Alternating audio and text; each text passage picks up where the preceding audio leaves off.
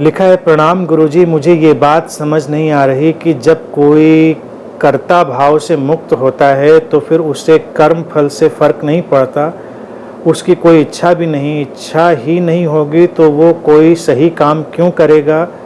उसके लिए तो बुरा कर्म और अच्छा कर्म बराबर ही हैं। फिर जो भी उसका स्वभाव या अस्तित्व उससे करवाएगा वो करता जाएगा, तो वो इंसान सही कर्म क्यों करेगा? उसके लिए मॉरलिटी तो रहेगी ही नहीं। इससे इंसान अपराध बोध से मुक्त हो जाएगा, ये तो समझ आता है, पर क्या अपराध बोध से मुक्ति ही काफ़ी है?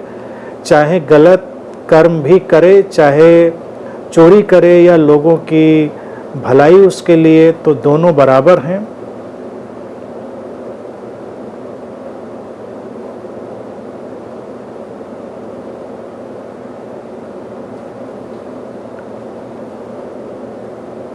देखिए, चोरी और भलाई अस्तित्व के इस घटनाक्रम में बराबर है, ये बात तो स्पष्ट है। कर्ता भाव के विदा हो जाने का अर्थ ये नहीं है कि कर्म नहीं घटेंगे, कर्म घटेंगे, कर्मों की अंतहीन श्रृंखला घटेगी। इसीलिए जब भी विशुद्ध अध्यात्म होता है वो नैतिक चिंतन से मुक्त होता है, वो नैतिकता की परवाह नहीं करता, मॉरलिटी की कि ये करो, ये ना करो, ऐसा करो, वैसा करो। फिर भी उसके माध्यम से जो नैतिकता घटती है वो अप्रतिम होती है। हम अपने संतों का जीवन उठाकर देखें, अवतारों का जीवन उठाकर देखें, भारत में या पूरे विश्व में जो संत हुए, उनके जीवन की जो धारा है वो अप्रतिम है। वो भी अकर्ता भाव को जानते रहे हैं, उसी में जीते रहे हैं। स्वभाव है सबका, उसी से चीजें घटती हैं। अहंकार और अपराध बोध जो लिखा है तुमने वो नहीं होता, बेशक नहीं होता, लेकिन बहुत सारे परिणाम जो हैं वो जीवन में घटते। अगर हम मान लो ये सभी को समझा भी दें कि चोरी नहीं करनी, चोरियां फिर भी होती हैं, हत्याएं फिर भी होती हैं, हम सजाएं दे दें तब भी होती हैं, हम कितनी कठोर सजाओं का प्राविधान नहीं कर चुके हैं अपने कानून में, लेकिन कहीं कुछ रुकता है? कुछ नहीं रुकता, क्योंकि स्वभाव है व्यक्ति का, अस्तित्व ने उसको उस क्षण वैसा रच दिया है, वो उसका शरीर मन वैसा कर गुजरता है। इसलिए उसमें जो उसके माध्यम से हुआ सो हुआ, उसका परिणाम आएगा, वो परिणाम भी भोगेगा। समाज ने जो अपने मानदंड बनाए होंगे परिणाम के, वो परिणाम उस तक आएगा, वो भी उसको स्वीकार करना पड़ेगा। तो इन बातों में कोई अड़चन नहीं है। मुश्किल क्या है कि लोगों को लगता है कि फिर हम कुछ करें क्यों, अगर सब कुछ हो रहा है तो हम कुछ करें क्यों। तो ये ऐसी गुत्थी है जिसको हम बहुत ही समझदारी से क्षण भर में सुलझा सकते हैं कि आप चाहें न चाहें आपसे होगा। दुनिया में ऐसा कोई व्यक्ति नहीं जो सोचकर बैठ जाए कि हम कुछ नहीं करेंगे, होगा, फिर भी तुम्हारे माध्यम से घटेगा। ये शरीर मन डिजाइंड ही इस तरह से है कि इसके माध्यम से कुछ ना कुछ होगा, होता रहेगा। जो अच्छा करने के लिए डिजाइंड है वो अच्छा करता रहेगा, जो बुरा करने के लिए डिजाइंड है वो बुरा करता रहेगा। परेशानी ये है कि बुरा उसको क्यों करना चाहिए, परेशानी यहाँ पर है।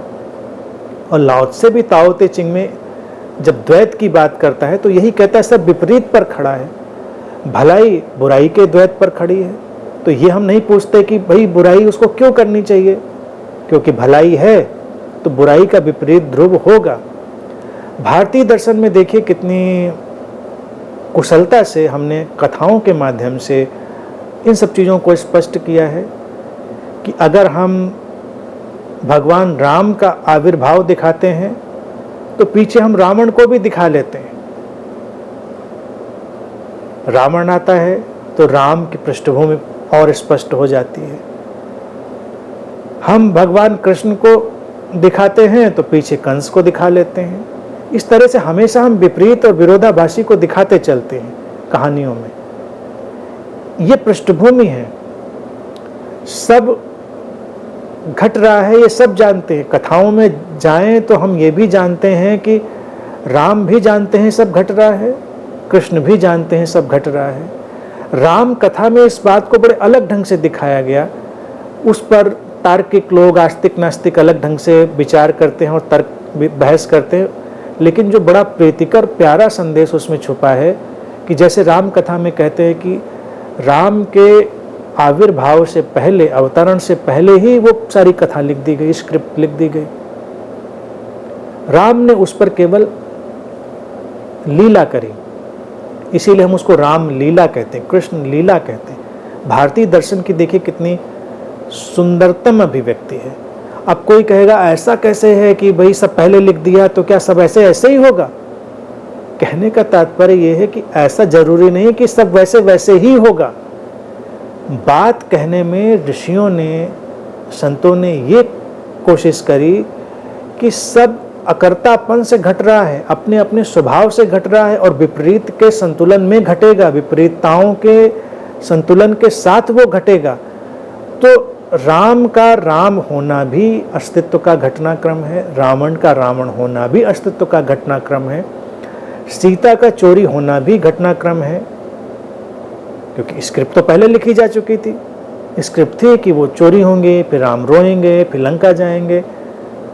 तो ये जो उसकी सुंदरता है घटना की, देखिए तो लोग कहते हैं ऐसे कैसे, फिर ऐसे कैसे होने दिया? अच्छा, स्क्रिप्ट बदल भी तो सकते थे, कुछ और स्क्रिप्ट कर देते।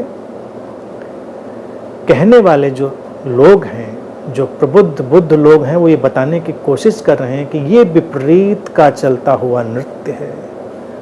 राम की आकांक्षा करेंगे तो रावण पृष्ठभूमि में होगा, कृष्ण की आकांक्षा करेंगे तो पृष्ठभूमि में कंस होगा, फिर घटनाक्रम का सिलसिला इसी तरह से चलता रहेगा। ये जीवन ऐसी ही लीला है।